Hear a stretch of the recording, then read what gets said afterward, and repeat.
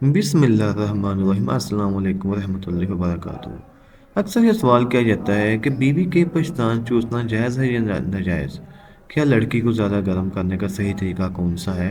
तो आइए हम आज आपको इन दोनों सवालों के जवाब इस छोटी सी वीडियो के क्लिप में देते हैं। सबसे पहली बात है कि बीवी के पछतान चूसना जायज़ है, क्योंकि जब अल्लाह ताला निकाह के ज़रिए बीवी को हलाल कर देता है तो बीवी सारी की सारी मर्द के ऊपर हलाल हो जाती है, सिवाय दो चीज़ों के।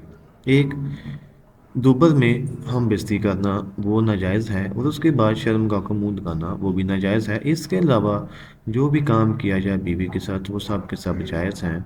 उसके पछतान भी चूसे जा सकते हैं, उसको हर तरीके से गर्म किया जा सकता है, उसमें किसी किस्म की कोई कबाहत नहीं है।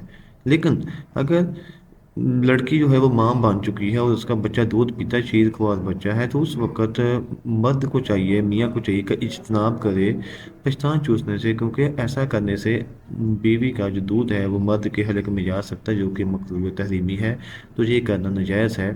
इसके अलावा बीवी निकाह के ज़रिए सारी की सारी हलाल हो जाती है और इसमें कोई कबाहत नहीं है।